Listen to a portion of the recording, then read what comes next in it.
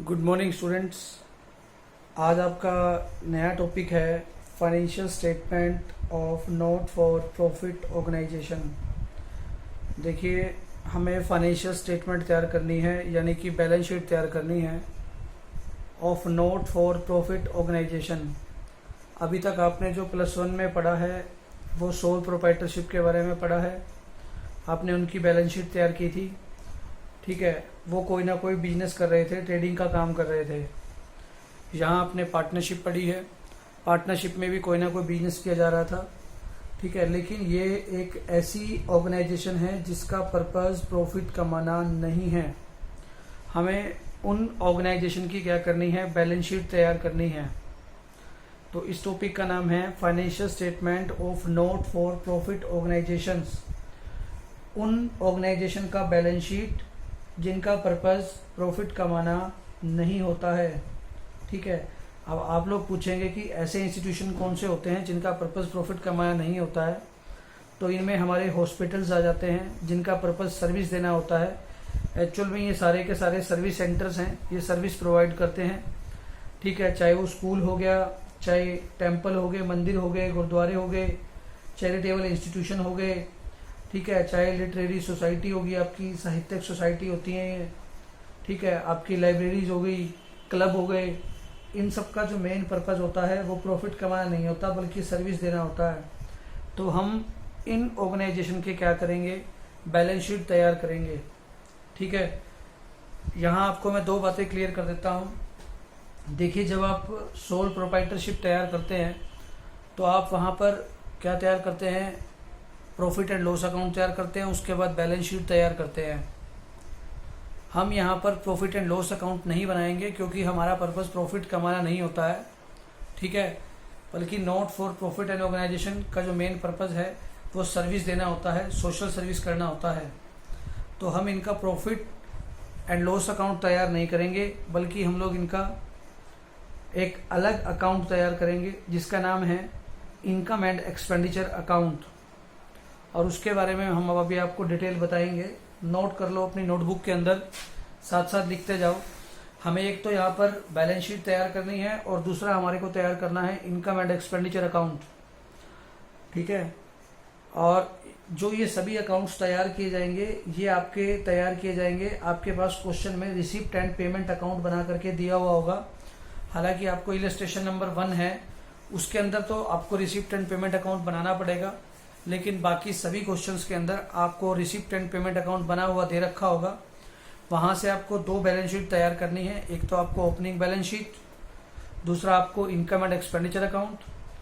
Income and expenditure account से आपको surplus और डेफिसिट मिलेगा। अगर आपकी इनकम आपके एक्सपेंडिचर से ज़्यादा होती है तो उसे हम सरप्लस बोलते हैं, ठीक है।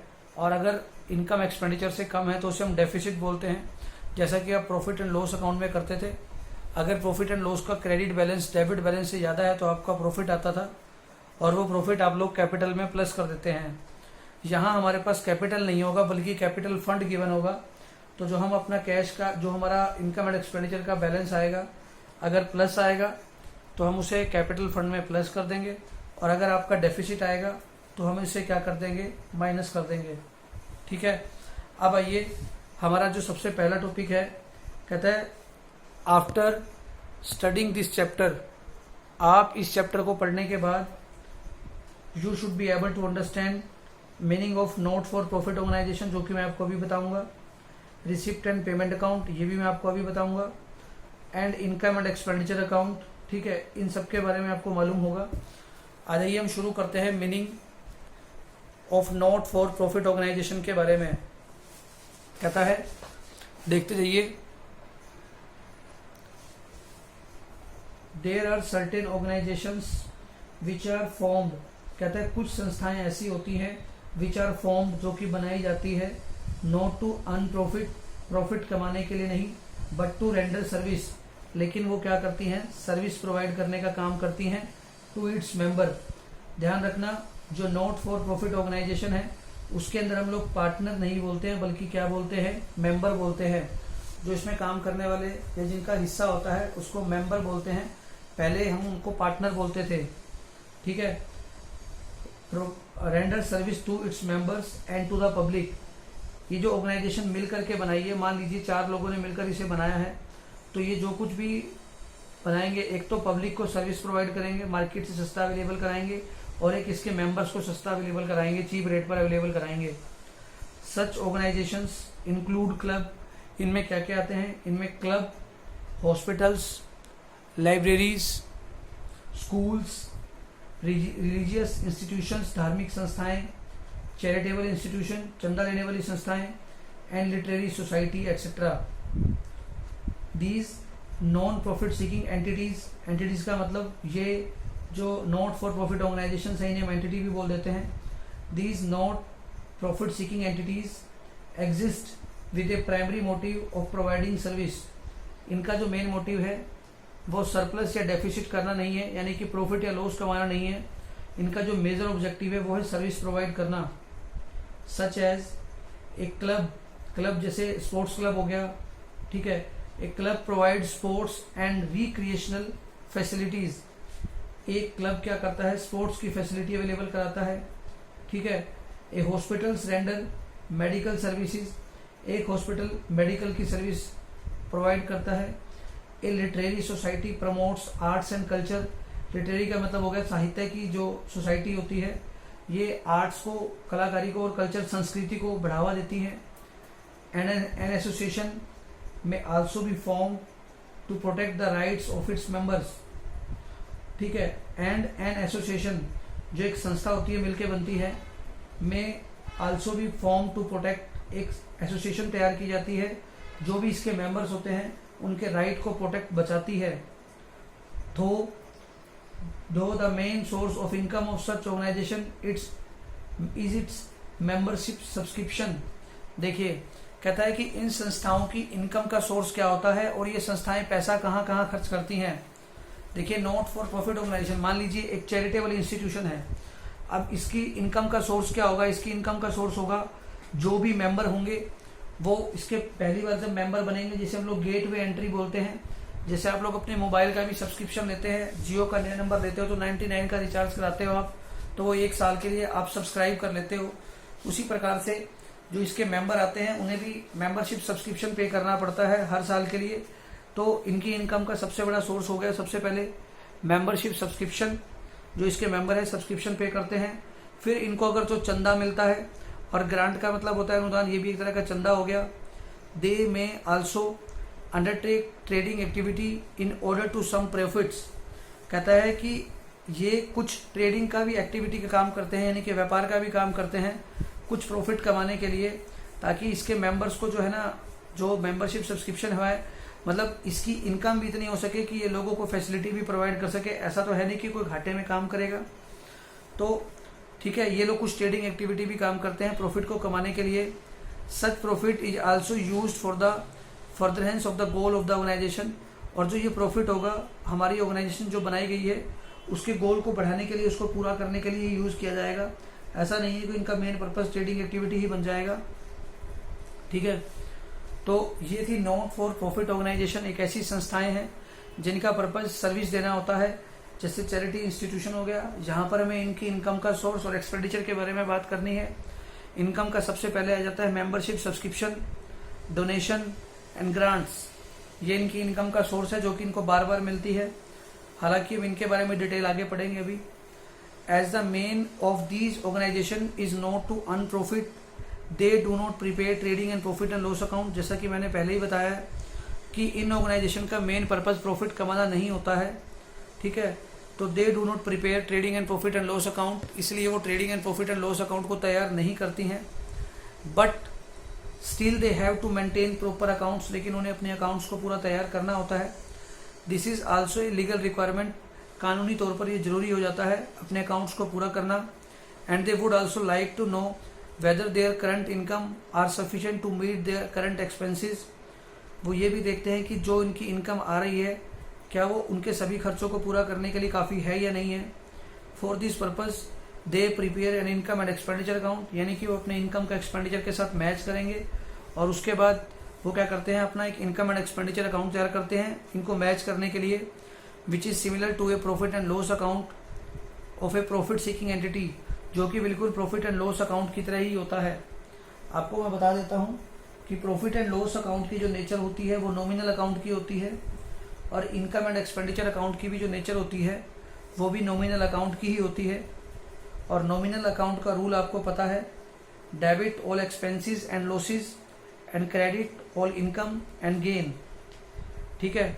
A balance sheet is also prepared, यहाँ भी सोल प्रोप्राइटरशिप की तरह एक बैलेंस शीट तैयार की जाएगी in order to show the financial position of the organisation on the last date of the accounting year. और जो हमारा लास्ट साल का एंड होगा उस दिन हम लोग क्या करेंगे, अपनी बैलेंस शीट भी क्या करेंगे, तैयार करेंगे। इस तरीके से आपने यहाँ देखा कि आपको यहाँ पर 2 अकाउंट तैयार करने हैं। एक तो आपको तैयार करना है इनकम एंड एक्सपेंडिचर अकाउंट, और दूसरा आपको क्या तैयार करना है, बैलेंस शीट।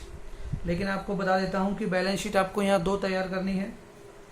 एक आपको तैयार करनी है ओपनिंग बैलेंस शीट, और एक तैयार करनी है क्लोजिंग बैलेंस शीट। आगे चलते हैं, जैसे जैसे आगे चलेंगे इनके बारे में पता लगता चला जाएगा, लेकिन मैं साथ साथ कुछ बातें लिखता जा रहा हूँ।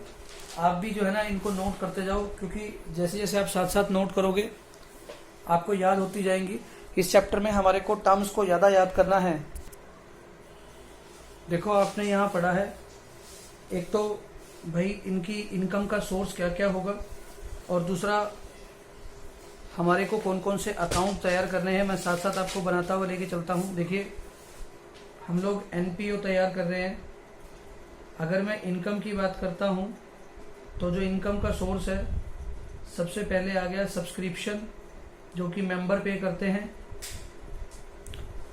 दूसरा हमारे पास क्या आ गया, डोनेशन। आप इनको याद करते जाइए, ठीक है। सब्सक्रिप्शन हो गया, डोनेशन हो गया, जो हमारे को बार बार मिलते हैं। इसके अलावा ग्रांट्स हो गए, और बाकी आइटम्स के बारे में हम साथ साथ पढ़ेंगे अभी, ठीक है। एक बात का और ध्यान रखना है आपने, मैं आपको बार बार बता रहा हूँ कि आपको यहाँ पर 3 अकाउंट तैयार करने हैं। सबसे पहले जो आएगा वो आएगा ओपनिंग बैलेंस शीट। दूसरा आपको जो तैयार करना है वो इनकम एंड एक्सपेंडिचर अकाउंट, और तीसरा जो आपको तैयार करना है वो क्लोजिंग बैलेंस शीट तैयार करनी है। यानी कि इस साल की इनकम को जानने से पहले हमारे को साल के स्टार्टिंग में कितनी एसेट और कितनी लायबिलिटी थी उसके बारे में पता हो, फिर हमें इस साल में कितनी इनकम और एक्सपेंडिचर हुआ, और फिर लास्ट में हमें क्या तैयार करना है, क्लोजिंग बैलेंस शीट। आपके पास क्वेश्चन में स्टार्टिंग के अंदर केवल पहले क्वेश्चन को छोड़ करके सभी क्वेश्चनों में रिसिप्ट एंड पेमेंट अकाउंट बना करके दिखा रखा होगा। इसके बारे में भी आपको आगे बताते हैं साथ साथ, ठीक है। इन चीज़ों को नोट करते चलें, कागज़ पे लिखते चलें अपनी कॉपी के अंदर। जितना ज़्यादा लिखेंगे उतनी जल्दी ये चैप्टर समझ में आएगा। आगे चलते हैं इस चैप्टर पे।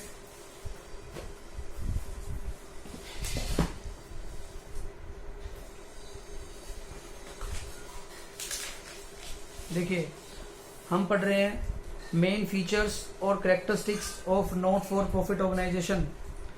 नॉट फॉर प्रॉफिट ऑर्गेनाइजेशंस की क्या क्या कैरेक्टरिस्टिक्स हैं या क्या क्या फीचर्स हैं, एक एक करके सभी के बारे में पढ़ते हैं। देखो सबसे पहला, main M is service. NPO का जो मुख्य पर्पज होता है, मेन पर्पज होता है, वो सर्विस प्रोवाइड करना होता है, ना कि प्रॉफिट कमाना, ठीक है। Such organizations are set up to provide service to a specific group or the public at large, such as education, health care, education provide करना, health facilities provide करना, sports के लिए entertainment करना। The main aim of these organization is to provide service either free of cost or at nominal rates and not to earn profits। ये जो organisation है या तो ये फ्री सर्विस प्रोवाइड करेंगी या ये बहुत कम रेट पर प्रोवाइड करेंगी, ठीक है। नॉमिनल रेट्स का मतलब होता है सिंपल मामूली से rate, and not to earn profit, जिनका पर्पस प्रॉफिट कमाना नहीं होता है। तो एनपीओ का सबसे कैरेक्टरिस्टिक्स पहली क्या है कि इनका मेन पर्पस प्रॉफिट कमाना नहीं होता बल्कि सर्विस प्रोवाइड करना होता है। दूसरा, फॉर्म, किस फॉर्म में होते हैं, किस रूप में होते हैं। These organisations are set up as charitable trust, ठीक है, चंदा लेने वाली संस्थाएं, और societies and subscriber to these organisations are called members. और जो इनको बनाते हैं सब्सक्राइबर हैं, जो इसको सेटअप करते हैं, जो इसके मतलब बंदे होते हैं, हम उनको क्या बोलते हैं, मेंबर कहते हैं, ठीक है। Third, separate entity, separate entity का मतलब होता है बिल्कुल अलग।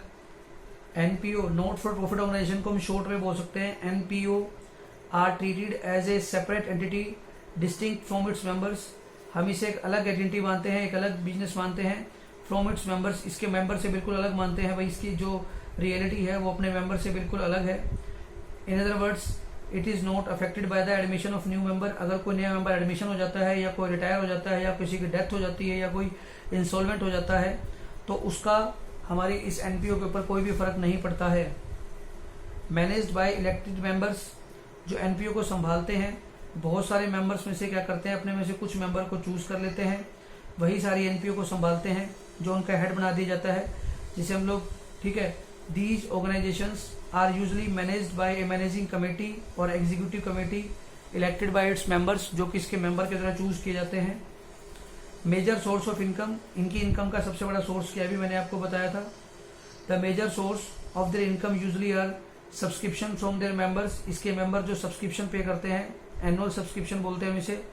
डोनेशन, जो चंदा मिलता है। फाइनेंशियल असिस्टेंस, फाइनेंशियल का मतलब पैसे के रूप में मदद, असिस्टेंस का मतलब मदद। From government in the form of grant in aid, ठीक है, चंदे के रूप में जो सरकार की तरफ से हमारे को मदद मिलती है। और इनकम फ्रॉम इन्वेस्टमेंट, और अगर इन्होंने कुछ पैसा कहीं इन्वेस्ट किया हुआ है तो वहां से उनको इनकम मिलती है, ठीक है। जो पैसा इन संस्थाओं के पास आता है वो उसे कहीं इन्वेस्ट कर देते हैं जहां से हमारे को इंटरेस्ट मिलता है, यानी कि हम अपने आप को अगर एनपीओ मान के चलते हैं तो हम कहेंगे कि हमें इंटरेस्ट मिलता है। Clear. Point number 6, surplus not distributed among its members. Current year surplus, यानी कि एक साल का जो इनकम अगर एक्सपेंडिचर से ज्यादा हो जाती है तो surplus in the form of excess of income over expenditure, जो उसके खर्चों से ज्यादा होता है, is not distributed among its members, इसके मेंबर में बांटा नहीं जाता है, बल्कि इसे कहाँ ऐड कर लिया जाता है, कैपिटल फंड के अंदर। जैसे आप प्रॉफिट एंड लॉस के अंदर प्रॉफिट को कैपिटल में प्लस करते थे, यहाँ पर आप सरप्लस को कैपिटल फंड में प्लस कर लेते हैं। नेक्स्ट आता है अकाउंट्स, मतलब कौन कौन से अकाउंट्स हम लोग तैयार करते हैं। These organizations also have to maintain proper accounts to meet the legal requirement and to exercise proper control over utilization of their funds. इन ऑर्गेनाइजेशन को अपने पूरे के पूरे सारी लीगल रिक्वायरमेंट को पूरा करना पड़ता है, and to exercise proper control over utilisation of their funds, और जो इनके जो पैसा आता है उसका प्रॉपर यूटिलाइजेशन भी करना होता है, सही प्रयोग भी करना होता है। तो ये आपने सही प्रयोग किया या नहीं किया उसके लिए इनको अपने प्रॉपर अकाउंट्स को मेंटेन करना पड़ता है, ठीक है। फॉर्म ऑफ अकाउंट्स कहते हैं कौन कौन से आप अकाउंट तैयार करते हैं। They prepare their financial statement, यानी कि balance sheet at the end of each accounting year in the form of receipt and payment account, income and expenditure account and balance sheet, यानी कि रिसिप्ट एंड पेमेंट अकाउंट इन्हें तैयार करना पड़ता है, income and expenditure account तैयार करना पड़ता है, और एक बैलेंस शीट तैयार करना होता है। हालांकि मैं आपको बता चुका हूँ कि आपको सिर्फ पहले क्वेश्चन में रिसिप्ट एंड पेमेंट अकाउंट तैयार करना होगा, बाकी सभी क्वेश्चंस में आपको गिवन होगा, ठीक है। तो ये थी एनपीओ की मेन फीचर्स, एक बार दोबारा बोल देता हूँ। इनका सबसे जो पहला पर्पज है वो सर्विस करना है। किस फॉर्म में होता है, चैरिटेबल ट्रस्ट और सोसाइटी की फॉर्म में होता है।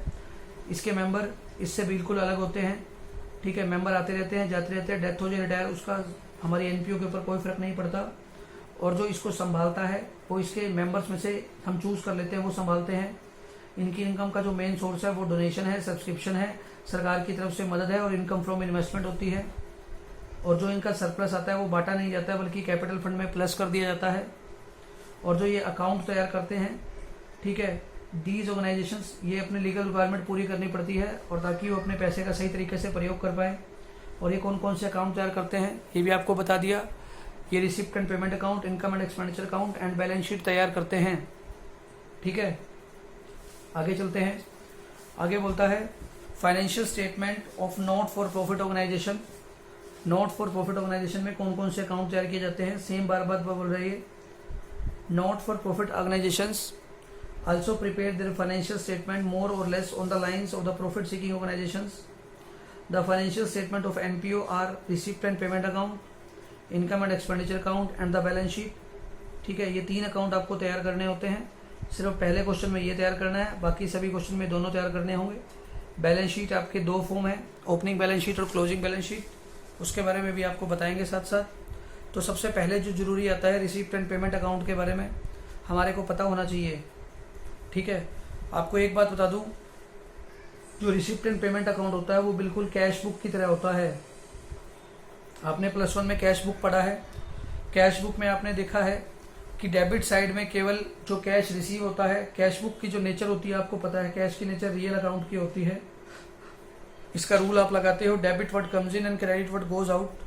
तो रिसिप्ट एंड पेमेंट अकाउंट की भी नेचर रियल अकाउंट की तरह ही होती है, debit what comes in, credit what goes out. इन दोनों के अंदर जो मेजर डिफरेंस है वो ये है, कैश बुक के अंदर तो क्या है, आपकी हर ट्रांजैक्शन का जो कैश आता है वो डेबिट साइड में आता है और वो सारा का सारा क्रोनोलॉजिकल ऑर्डर यानी कि डेट वाइज आता है। लेकिन रिसिप्ट एंड पेमेंट के अंदर हम लोग एक साइड रिसिप्ट तैयार करते हैं और एक साइड पेमेंट तैयार करते हैं। जितना भी रिसिप्ट यानी कि कैश आता है वो ऑर्डर वाइज नहीं आता है बल्कि इकट्ठा दिखाते हैं। कैश बुक के अंदर जो आप कैश की ट्रांजैक्शन को दिखाते हैं वो केवल एक फाइनेंशियल ईयर के लिए दिखाते हैं, लेकिन रिसिप्ट एंड पेमेंट अकाउंट में आप 1 साल, 2 साल, 3 साल, 4 साल, मतलब कितने भी सालों का हो, उन सबकी रिसिप्ट को और पेमेंट को एक साथ दिखाया जाता है। पेमेंट भी चाहे 1 साल की हो या 1 साल से ज़्यादा की हो, लेकिन कैश बुक के अंदर आप केवल 1 साल के लिए ही तैयार करते थे। वैसे जो आपने जो +1 में पढ़े उसमें तो 1-1 महीने की ट्रांजेक्शन्स थी, ठीक है। तो ये फ़र्क है इन दोनों के बीच के अंदर। तो ये है रिसिप्ट एंड पेमेंट अकाउंट, जिसकी नेचर कैश बुक की तरह रियल अकाउंट की होती है, जिसमें हम लोग लिखते हैं debit what comes in and credit what goes out. Clear है। अभी आगे चलते हैं इसके बारे में साथ साथ। देखिए, रिसिप्ट एंड पेमेंट अकाउंट बोलता है, this account is merely a summary of the transaction appearing in the cash book। ये केवल कैश बुक में जो ट्रांजैक्शन होती है उसकी एक समरी को शो करता है। According to the William Pickle ने इसे डिफाइन किया है, receipt and payment account is nothing more than a summary of cash book, cash and back transaction over a certain period, analysed and classified under suitable heading. It is the form of account most commonly adopted by the treasurer of society. Treasurer का मतलब cashier of the society, club, treasurer of the club, treasurer of association, ठीक है। ये एक ऐसा account है जो कि ट्रेजर यानी कि कैशियर यूज करता है, सोसाइटी का कैशियर है, क्लब का कैशियर है या एसोसिएशन का कैशियर है, वो इसको यूज करता है। When preparing the result of the year working, जब वो 1 साल की पूरी रिजल्ट की मतलब पूरे साल के वर्किंग के बारे में जो रिजल्ट तैयार कर रहा होता है, भाई कितना कैश आया है, कितना कैश गया है, ठीक है। ये समरी ऑफ कैश बुक होता है, मतलब कैश बुक से उठा करके रिसिप्ट एंड पेमेंट अकाउंट को तैयार किया जाता है, यानी कि receipt and payment account cash book की मदद से तैयार किया जाता है। आगे चलते हैं। As such a receipt and payment account is prepare at the end of the year from the cash book. जैसा कि मैंने अभी कहा था कि कैश बुक से तैयार किया जाता है साल के एंड में। All receipt and payment which are entered in the cash book are also entered in the receipt and payment account, of course in a summary form। Summary का मतलब उसका बैलेंस निकाल लिया जाता है और सीधा बैलेंस दिखाते हैं हम लोग। ऐसा नहीं है कि डेट वाइज सारी ट्रांजैक्शन को दिखाया जाएगा, तब तो रिसीप्ट एंड पेमेंट अकाउंट बहुत लंबा हो जाएगा। जो टोटल बैलेंस आता है उसको एक साथ इकट्ठा दिखा दिया जाता है। For example, if a club receive subscription from its members on different dates. मान लीजिए एक क्लब अपने मेंबर्स का सब्सक्रिप्शन अलग अलग तारीख को इकट्ठा करता है, they will be recorded in the cash book in a chronological order. Cash book में इनको सबको डेट वाइज लिखा जाएगा। Where as the receipt and payment account will contain the total subscription received during the year. लेकिन receipt and payment account में एक साथ इकट्ठा दिखाया जाएगा। Any transaction which is not recorded in the cash book, ध्यान रखिएगा जो ट्रांजैक्शन कैश बुक में नहीं आएंगी, क्योंकि जो ट्रांजैक्शन कैश में है ही नहीं, इसका मतलब ना तो रिसिप्ट आया और ना ही पेमेंट हुआ, तो वो रिसिप्ट एंड पेमेंट अकाउंट में आएगा ही नहीं। Will not be entered in the receipt and payment account. फिर से रिपीट कर देता हूँ। Any transaction which is not recorded in the cash book, जो कैश बुक पर रिकॉर्ड नहीं किया जाएगा, will not B record in the receipt and payment account में भी उसको रिकॉर्ड नहीं किया जाएगा, ठीक है। तो आपने यहाँ देखा रिसिप्ट एंड पेमेंट अकाउंट की नेचर के बारे में कि ये रियल अकाउंट होता है और ये कैश बुक की मदद से तैयार किया जाता है। जो ट्रांजैक्शन कैश बुक में रिकॉर्ड किए जाएंगे वही transaction receipt and payment account में तैयार किए जाएंगे। लेकिन जो सबसे बड़ा डिफरेंस है, कैश बुक क्रोनोलॉजिकल ऑर्डर में यानी कि डेट वाइज सभी ट्रांजैक्शंस का रिकॉर्ड करता है, लेकिन रिसिप्ट एंड पेमेंट अकाउंट में डेट वाइज नहीं होता, सारा इकट्ठा लिख दिया जाता है। और एक खास बात है कि कैश बुक केवल 1 साल की ट्रांजैक्शन को रिकॉर्ड करता है, लेकिन रिसिप्ट एंड पेमेंट अकाउंट के अंदर से आपका करंट ईयर का पेमेंट है या करंट ईयर का रिसिप्ट है या एडवांस आपने पेमेंट किया है या आपको एडवांस रिसीव हुआ है, उन सबको दिखाया जाएगा। ठीक है, अब आगे चलते हैं। पहले जैसे हमने पढ़ा था शुरू से एनपीओ के बारे में, उसकी फीचर्स के बारे में पढ़ा। अब हम रिसिप्ट एंड पेमेंट अकाउंट क्या होता है उसकी फीचर के बारे में पढ़ेंगे। इसी प्रकार फिर इनकम एंड एक्सपेंडिचर अकाउंट के बारे में पढ़ेंगे और उसकी फीचर्स के बारे में पढ़ेंगे। और फिर इसी तरीके से हम बैलेंस शीट के बारे में पढ़ेंगे। सबसे पहले हम लोग रिसिप्ट एंड पेमेंट अकाउंट के बारे में पढ़ रहे हैं। नेचर ऑफ अकाउंट, अभी आपको बताया कि रियल अकाउंट होता है। It is a real account and hence the rule of real account, debit what comes in and credit what goes out is followed while preparing it. 10 receipts are recorded in the debit side, जितना भी पैसा आएगा वो debit side में और जितनी भी payment होगी वो क्रेडिट साइड में की जाएगी। नेक्स्ट चलते हैं हम लोग। कहता है it start with the opening balance of cash in hand and cash at bank. ध्यान रखना, जो रिसिप्ट एंड पेमेंट अकाउंट है इसका जो रिसिप्ट साइड है, यहाँ एक साइड आती है रिसिप्ट और एक साइड आती है आपकी पेमेंट। मैं आपको नोटबुक में बना के बता देता हूँ जिससे कि आपको समझने में दिक्कत ना आए। ठीक है, इनकम एंड एक्सपेंडिचर अकाउंट हम लोग रिसिप्ट एंड पेमेंट अकाउंट की मदद से ही तैयार करते हैं। जो सबसे पहला अकाउंट होता है रिसिप्ट एंड पेमेंट अकाउंट, हालांकि ये हमारे को क्वेश्चन में गिवन होगा लेकिन मैं फिर भी आपको तैयार करके बता देता हूँ। रिसिप्ट एंड पेमेंट अकाउंट, इसके डेबिट साइड के अंदर हमारे को स्टार्टिंग के अंदर बैलेंस बीडी गिवन होगा। यहाँ पर कैश का बैलेंस और बैंक का बैलेंस, ये यानी कि साल का ओपनिंग बैलेंस है। ठीक है, तो ये दोनों ओपनिंग बैलेंस है, तो आपको ध्यान रखना है ये ओपनिंग बैलेंस शीट में ही लिखा जाएगा।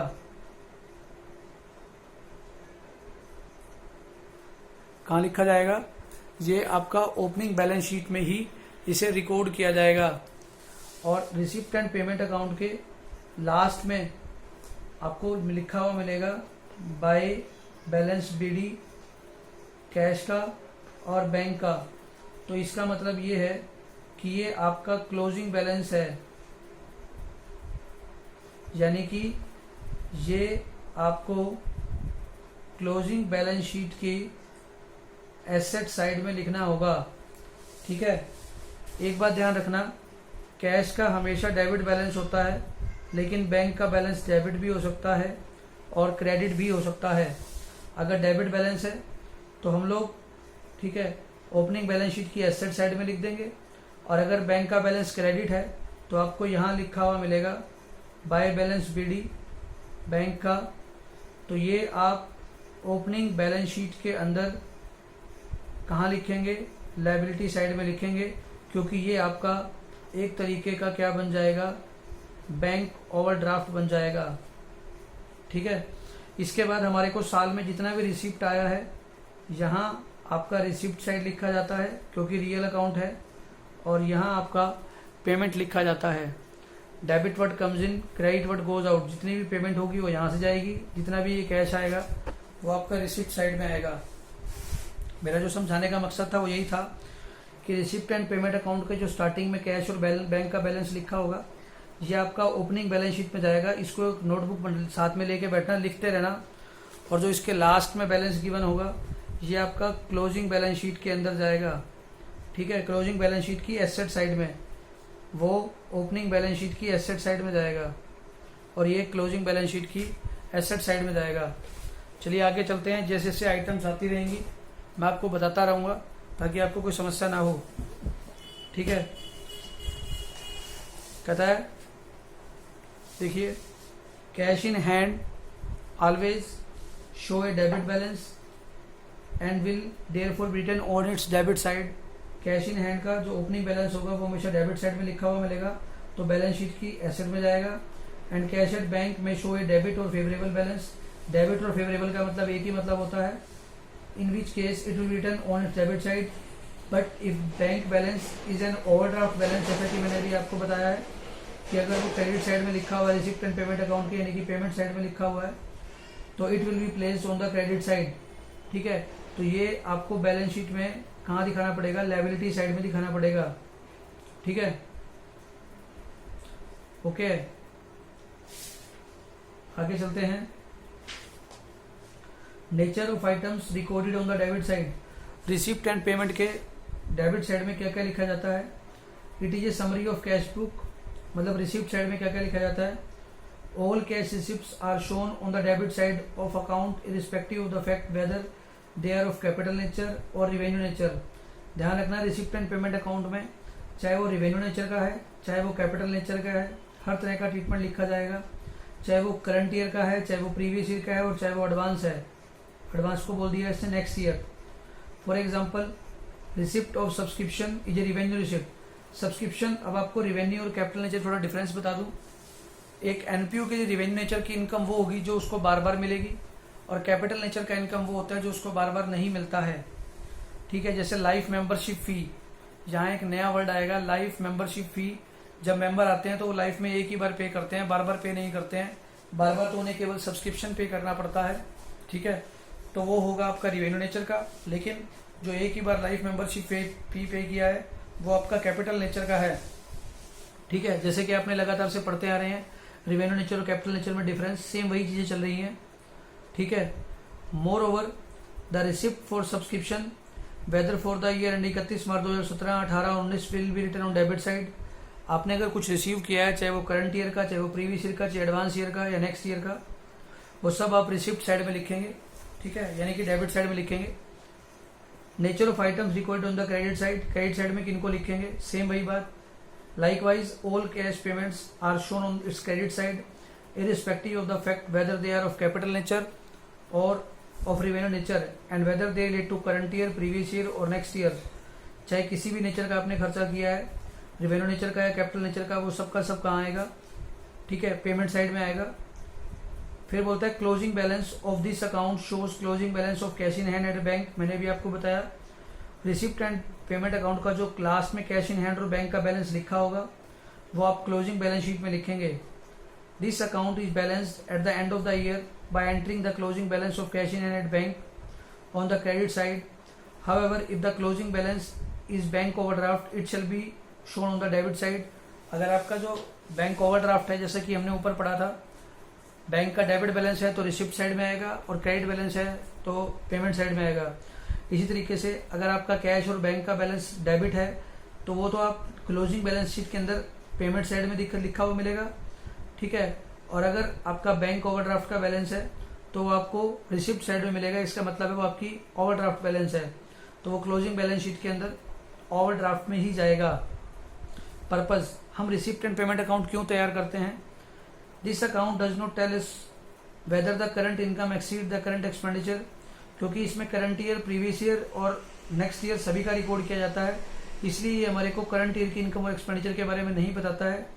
It merely shows the closing balance of cash in hand. ये जो मेजर इसका काम है हमारे कैश का क्लोजिंग बैलेंस को बताता है और क्लोजिंग बैलेंस ऑफ बैंक के बारे में बताता है। In order to ascertain the net income और loss of a particular period, income and expenditure has to be prepared with the help of receipt and payment accounts and after considering the various adjustment. तो इसलिए हमारे को income और expenditure को जानने के लिए हम रिसिप्ट एंड पेमेंट अकाउंट का यूज करते हैं, और उसकी मदद से हम लोग क्या तैयार करते हैं, इनकम एंड एक्सपेंडिचर अकाउंट को तैयार करते हैं। ठीक है, आइए मैं आपको एक इलस्ट्रेशन के माध्यम से रिसिप्ट एंड पेमेंट अकाउंट बना करके दिखा देता हूं, जिससे कि आपको बड़ा आसान लगेगा। पहला इलस्ट्रेशन ही है, सिर्फ पहला ही इलस्ट्रेशन बड़ा है, बाकी सभी इलस्ट्रेशन छोटे हैं। कहता है from the following particulars relating to Rotary Club new Delhi. New Delhi का एक क्लब है और आपको उसके लिए क्वेश्चन में क्लियर बोल रहे हैं कि रिसिप्ट एंड पेमेंट अकाउंट तैयार करो फॉर द ईयर एंडेड 31 मार्च 2019, यानी कि 31 मार्च 2019 को आपने इसका रिसिप्ट एंड पेमेंट अकाउंट तैयार करना है। आप रिसिप्ट एंड पेमेंट अकाउंट का नीचे देख सकते हैं, इन्होंने परफॉर्मा बना के दिखा रखा है। रिसिप्ट एंड पेमेंट अकाउंट के बारे में नीचे चेक कर सकते हैं आप। अब मैं आपको इसकी मदद से रिसिप्ट एंड पेमेंट अकाउंट तैयार करके दिखाता हूँ। देखिए, मैंने अभी बताया था कि रिसिप्ट एंड पेमेंट अकाउंट के डेबिट साइड में यहाँ पर आपको कैश, ये हम डेबिट बोल देते हैं, एक्चुअली ये रिसिप्ट साइड है, कैश और बैंक का बैलेंस है। तो मैंने अभी भी आपको बताया कि ये इसकी मदद से हम लोग ओपनिंग बैलेंस शीट तैयार करेंगे, तो ये ओपनिंग बैलेंस शीट में जाएगा। लेकिन पहले हमें इसको तैयार करना आना चाहिए। रिसिप्ट एंड पेमेंट अकाउंट का जो नेचर होता है वो रियल अकाउंट का होता है, जिसमें डेबिट साइड में हम लोग सभी रिसिप्ट लिखते हैं और क्रेडिट साइड में हम लोग सभी पेमेंट लिखते हैं, चाहे वो रिसिप्ट करंट ईयर की हो, प्रीवियस ईयर की हो या फ्यूचर ईयर की हो, और चाहे वो पेमेंट करंट ईयर की हो, प्रीवियस ईयर की हो, और चाहे नेक्स्ट ईयर या फ्यूचर ईयर की हो। 31 मार्च 19 की बात कर रहा है, लेकिन आपके पास 1 अप्रैल 2018, क्योंकि ये आपका जो ईयर है वो 1 अप्रैल 18 से 31 मार्च 19 तक चलेगा। तो हमें सबसे पहले ओपनिंग कैश का पता होना चाहिए, साल के स्टार्टिंग में कितना था। Cash in hand 7,500। अब देख सकते हैं इसने यहाँ लिखा हुआ है कैश एट बैंक 48,000 दिया हुआ है क्वेश्चन के अंदर ऊपर, ठीक है। तो ये भी आपका ओपनिंग बैलेंस है, तो इसको भी आप यहाँ लिख देंगे। सब्सक्रिप्शन यानी कि आपकी एक तरह की इनकम है, तो रिसिप्ट साइड में आएगी, आपको ध्यान रखनी है इस बात को। 31 मार्च 18 प्रीवियस ईयर, 31 मार्च 19 करंट ईयर, 31 मार्च 20 नेक्स्ट, मतलब 3 सालों का आपको सब्सक्रिप्शन दिया हुआ है। कोई बात नहीं, रिसिप्ट साइड में तो हम तीनों को ही दिखाएंगे, इन तीनों को प्लस करके दिखा दो जी, कोई दिक्कत नहीं है। डोनेशन रिसीव्ड है तो रिसिप्ट साइड में आएगा। डोनेशन रिसीव्ड फॉर पवेलियन, यहाँ मैं आपको एक बात क्लियर कर दूं, जब आपको केवल डोनेशन रिसीव्ड लिखा हुआ मिले तो ये एक रिवेन्यू नेचर का होता है, लेकिन जब भी कोई डोनेशन मिलता है और उसके साथ में कोई चीज़ लिख देते हैं, किसी आइटम का नाम लिख देता है, किसी स्पेसिफिक थिंग का नाम लिख देता है, तो हम उसे एक स्पेसिफिक डोनेशन बोलते हैं। स्पेसिफिक डोनेशन हमारी इनकम नहीं होती है, बल्कि एक तरह की लायबिलिटी बन जाती है। आपका जो सेकंड क्वेश्चन किया जाएगा उसमें आपको ये बताया जाएगा, ठीक है। जब अकेला डोनेशन लिखा हुआ है तो ये रिवेन्यू नेचर का हम लोग मानते हैं, लेकिन जब किसी स्पेसिफिक पर्पज़ का आ जाता है तो हम उसे कैपिटल नेचर का मानते हैं, और ये एक तरह की हमारी लायबिलिटी बन जाती है। और हम इसे कहाँ लिखेंगे, बैलेंस शीट में लिखेंगे। और जो सिंपल डोनेशन रिसीव लिखा हुआ है इसको हम लोग इनकम एंड एक्सपेंडिचर अकाउंट में लिखेंगे, ठीक है। फिर कहता है 8% इन्वेस्टमेंट परचेज, आपने इन्वेस्टमेंट को परचेज किया है। आप पेमेंट साइड में देखेंगे कि परचेज किया है तो पेमेंट हुआ, इसका मतलब वो पैसा जाएगा। परचेज ऑफ रिफ्रेशमेंट मतलब खाने पीने के लिए कुछ सामान परचेज किया तो भी हमारा कैश जाएगा। रेंट पे किया तो भी कैश जाएगा। इंटरेस्ट फी रिसीव्ड तो भी रिसीव्ड है तो कैश आएगा। ऑनरेरियम टू सेक्रेटरी, ऑनरेरियम का मतलब होता है सैलरी टू सेक्रेटरी, ठीक है। ये एक तरह का सैलरी होता है, ठीक है। हमने उसको अवार्ड दिया है, सैलरी पे किया, कुछ अमाउंट पे किया, तो ये हमारी पेमेंट है, क्रेडिट साइड में जाएगी। इंटरेस्ट ऑन 8% इन्वेस्टमेंट, आपने ऊपर अभी दिखा कि इन्वेस्टमेंट किया है 2 लाख का और ये आपको इंटरेस्ट मिला है, ठीक है। इसने 1/7/2018 को इन्वेस्टमेंट किया है, तो 1/7/2018 से आप 31 मार्च तक का निकालेंगे। 7, 8, 9, 10, 11, 12, 1, 2, 3, 9 महीने का इंटरेस्ट निकालेंगे आप। जहाँ भी इन्वेस्ट किया आपको पैसा मिलेगा। 2 लाख का 8% और 9 मंथ का आप निकालेंगे तो आपका 12,000 रुपये का इंटरेस्ट बनता है, लेकिन आपको 9,000 रुपये इंटरेस्ट मिला है। 3,000 रुपये आपका आउटस्टैंडिंग इंटरेस्ट है। ध्यान रखिए, आउटस्टैंडिंग इंटरेस्ट का इसका कोई मतलब नहीं है, क्योंकि हम लोग रिसिप्ट एंड पेमेंट अकाउंट तैयार कर रहे हैं। कैश आएगा तो रिकॉर्ड लिखा जाएगा, कैश नहीं आया तो नहीं लिखा जाएगा। आपको यहाँ केवल 9,000 का इंटरेस्ट मिला है तो आप केवल रिसिप्ट साइड में 9,000 लिखेंगे, ठीक है। फर्नीचर परचेज 20,000 परचेज किया है तो पेमेंट साइड में जाएगा। Sale of old furniture, furniture को बेचा है, 6,000 रुपये का था, 4 में बिका तो आपके पास कैश 4,000 रुपये आया होगा, तो आप 4,000 रुपये लिखेंगे रिसिप्ट साइड में। स्पोर्ट्स मटेरियल को आपने परचेज किया है तो क्रेडिट साइड में आएगा।